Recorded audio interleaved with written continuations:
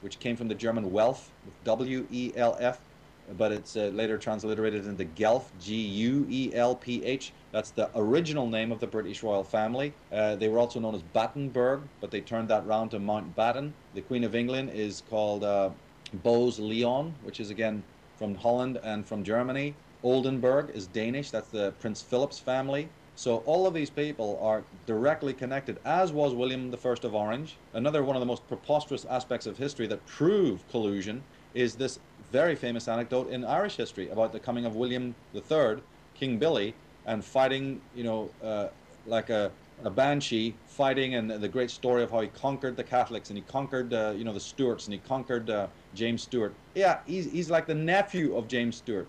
I kind of remember he's a cousin or nephew. The exact detail is eluded me right now, but Yeah. it's easy to look up. This guy and his wife are literally of the same family. So Protestant on the surface, Catholic on the surface, that means nothing. Then we find that they're banking in the same Belgian banks. In other words, the same Belgian bank is handling their finances, funding their wars, channeling the money, paying the mercenaries, and whatever you can think about. And it's just a family pillow fight that then is recontextualized for the history books and for the mugs into this glorious revolution, and the evil Stuarts, the maniacal papists, getting wiped out by these wonderful, glowing, knight shining, Hanoverians. What a lot of nonsense. And they're the same family, for goodness sake. So the wars of the world, well, the histories of the world, is the final point, is that the so-called histories of the world are nothing more than these families, and believe me, they're psychopathic families. That's why they have wars and battles of conquest. Of course they do. So our history's riddled with it because it's them doing it, and that goes for the Medicis and all the rest of it. Well, the English king would get together with the French king who was related to in medieval times, and just like today, if they thought there was too many useless eaters or there was too many peasants, it might alter their power structure if they woke up, or there's too many of them. Let's have a war. That's right. And anybody who stands up, a Wat Tyler, a Munster, anyone is knifed in the streets. Has been taken out. And some very fine people, Christians, decent, moral people, have tried to lead peasants' revolutions and try to stand up against these people, only to be brutally cut down in the streets, you see. And even further up the fractal, even if people within the royal families, and there's been many cases of it, where they've tried to bring justice back and Christian values, they've been wiped out by the demons, you see. So this is what we have to understand, and these families still exist, and their conflicts for territory, for rivalry. This is what we're observing. That's what we're dying for. That's what our forefathers literally, and still to this day, these wars of conquest go on.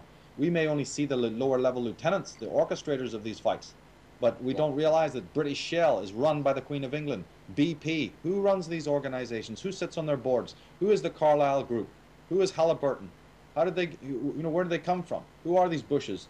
What is the Skull and Bone Society? Why do they use that logo? All the rest of it. It eventually ties back. Just like I was saying, one of the most powerful families of the Merovingian line are the Dukes of Lorraine. And the head of that dynasty, back in the 1700s was a man called Charles de Lorraine, and his brother was like the King of Austria or something like that. And he was the man who actually funded Adam Weishaupt's Illuminati. And in fact, Adam Weishaupt, after he retired, spent the last 40 years of his life in the royal palaces of the Dukes of Lorraine and the Habsburg monarchs. Now, on paper, all Illuminati documents, the so-called Illuminati ideology, has always been put in front of us, because as I said, there's the media spin as being anti-monarchist, down with the royals, liberty and egalitarian freedom for all. And even many people who totally misread what the Illuminati were about are saying, oh, they're Dionysian, they believed in free love, and they were pagans, and all this nonsense. They're so off the wall, they don't even understand it. This was created and funded by royalty, not to overthrow royalty, but to make sure that royalty would last the term, would last through history, because they knew that people's rebellions are rising all over the world, the poverty, the impoverishment, the disgruntlement. So these are people who burned geniuses like Giordano Bruno at the stake, right? They've massacred entire peoples. They've taken their ships and colonized entire continents, massacred millions of Aztecs. And you're going to tell me that they're going to allow a Martin Luther to just walk up and nail his 50-something complaints on the door of a church and then let him get away with it? Are you crazy? Martin Luther worked for the Rosicrucians. He worked for the Vatican. His little Protestantism, Lutheranism, malarkey is nothing but Judaism under another name. It's another concoction, created a double-headed eagle ordo ab chaos scenario, to create a nice dialectic, to create a faux opponent. The Vatican cardinals, the higher elites, knew they had to create. There was so much disgruntlement, even from their own bishops throughout the world, who saw the incredible injustices that were going on and the psychopathy of what was happening in Rome. So they knew that they were maybe going to be threatened. The best thing to do, fund your own opponents, make them look legitimately that they're against you. Controlled opposition. Faux opposition. And nothing changes, as nothing did. And the men who cracked this and found out about it, like the Captain Morgans and the John Robinsons, the works of the people I've studied, they were wiped out or their books were suppressed. And there's been many, many other scholars who discovered this. But everybody else went along with the flow. And still today you'll hear this nonsense about the Illuminati. They weren't anti-monarchist. All they were doing was very seductive. They seduced a lot of intellectuals like the Voltaires, who were mistaken. Either they were in part of the agenda or they literally believed the spin. It's like that old story about the flames are burning the whole of Paris during the Reign of Terror, but the 15 mansions owned by Lord Rothschild are still standing. Yeah, what a surprise, huh? Dresden is bombed to the ground, but the bomb-making factories and the other banks are perfectly not touched throughout Dresden, where every woman and child is incinerated, and there's umpteen accounts of the same kind of phenomena going on. Well, I remember reading that one French king came to a Rothschild house around that time, and even back then, I think it was I forget the exact date, but around about the French Revolution time, he said there's only one man in Europe that can afford a place like this, and that's Rothschild. And they've been around a little while longer than the kings. Yeah. But anybody who stood up against him, Christopher Marlowe, the great Elizabethan playwright, murdered. Yeah, and their henchmen are always rewarded. They're always rewarded. The Cecil family.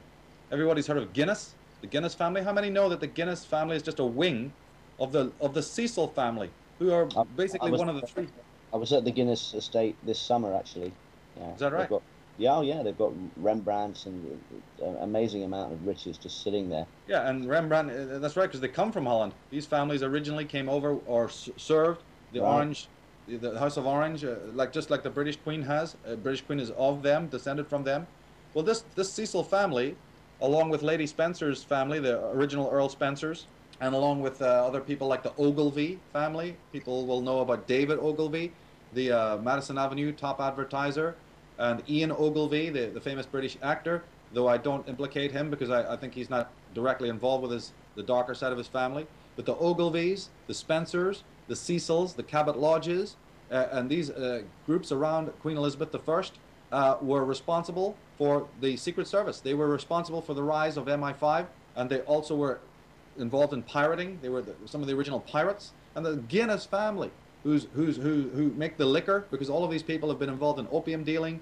And when you're talking about the Black Venetians, you cannot address the Black Venetians without speaking opium and without speaking alcohol. And that takes us even over into the Caribbean and into Mexico and South America with the Bronfman families of North America, and then you have the Bacardis and all the rest of it. All these families that are ensconced, including many of the perfumery companies, the large cosmetic companies that are tied in because they were traders. They are part of the Hudson Bay Company and also the British East India Company, using the furs. And then, of course, if you kill an animal, you can take its scent glands, and then starts up the entire cosmetics industry, which was largely in America run by Jews. So you have a lot of these things that we take for granted in today's modern world, and we forget what its origins were. And that's why when you look at the commercials, it's not an end in itself, it's just one study, but I always emphasize how important it is. When you look at the symbolism and the logos and the commercials and the designs that these people use, you see these Dionysian, necrophiliac, and basically occult symbols. Not that occultism is itself wrong, it's just that these people are in the occult. They are the Black Venetians, they are the Black nobility, and they have a secret code language, a cipher language that must be decoded, and more importantly, it must be decoded correctly. It's not just good enough to see an Egyptian pyramid on the dollar bill and a bunch of Latin statements and then misinterpret it. You have to know, do your homework, and continue to find out. It's just like refining gold or squashing grapes to make wine. You have to continue the process of analysis and deepen the insight. What you think you might know today, you may not know tomorrow. There's all sorts of people in the world, especially a lot of people who bash our work, who get a tiny, tiny, tiny fragment of this, one little strip, and then they cling to that like some mad dog, bug-eyed, Rottweiler, as if that's it. I've got the bone and that's the end of it. No, wait a minute. That's just one part of it.